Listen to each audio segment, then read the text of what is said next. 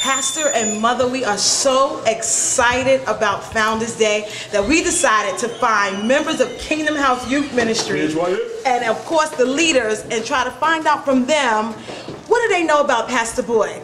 We hear you every Sunday, but do we really know our pastor and our mother? So we're going to run in right now and try to sneak up on one of our Eagles, Brother Ricardo James, who's the Giants director, and we're going to see just how much he knows about Pastor Boyd. All right, Josh, let's go. There you go, Josh. Ricardo! Go over there, go over and get him. Ricardo! He's behind him by the curtain. What is he doing? Ricardo, come on out. Get over here, boy. We have a few questions for you. Would you want to ask you a couple? The first question I want to ask you. When you first met Pastor Boyd, what was your first thought? My first thought was, what is he saying? Because I didn't understand anything that was coming out of his mouth. Wow. That's interesting. Okay, very interesting. Okay, now. Love you, Pastor. All right. So here's a hard question. Okay. I want you to tell me one of Pastor Boyd's favorite stories he likes to tell, but I want you to retell it this time in your own words. One of Pastor Boyd's favorite stories. Well, I know we all know the story of when he first came to New York on the train, and it cost, he had a Buffalo nickel. They took him okay. No, he had a quarter. This is in my own words. He had a quarter. Pastor Boyd said he came from Bracy, Virginia in 1900 and with a Buffalo nickel, and he got on that train. You could ride the train all day, back and forth, all day for one Buffalo nickel with that briefcase, with that newspaper, with the newspapers in the briefcase. And then when he came out the train, he saw that man across the street, and he was like, Boyd, Boyd, and that man had owed him money or something like that. I think that the man had owed him money. But that's the story that I remember. This is our nursery version of the Pastor Boyd story. This is my version of Pastor Boyd's journey to New York City. Okay. Buffalo nickel, suitcase, and the man saying, Boyd!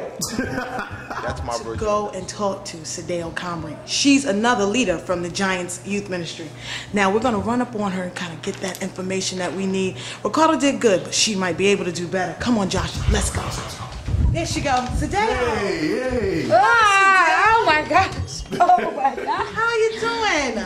I'm doing great. Gosh, you didn't give me any time to get any lip gloss or anything. Oh my goodness. Wait. No. All right. When you first met Pastor Boyd, what did you think? My first thoughts about Pastor Boyd. Well, I know one thing I can remember. I could not understand a word he was saying at all. I could not understand anything he was saying. I was like, what is he talking about? Like, what am I going to do? I don't get it. That was my first. Now, what do you think about Pastor Boyd now? Scrubsy. Well, what I think personally about Pastor Boyd, oh my gosh.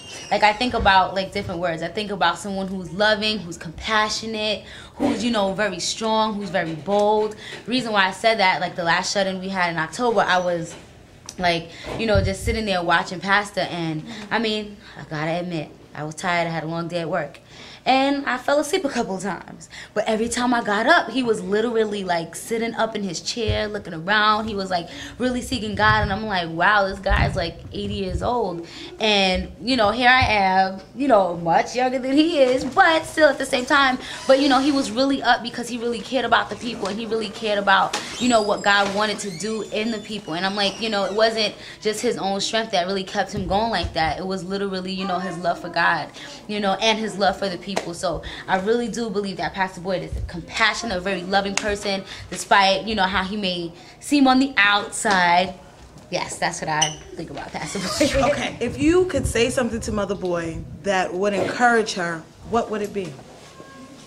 Mother Boyd, oh my gosh, you're so great. You're so great. I'm telling you, like, oh my goodness. Like, every time I see you, even though you're sitting there and you're so quiet, like, I know that you have so much to give.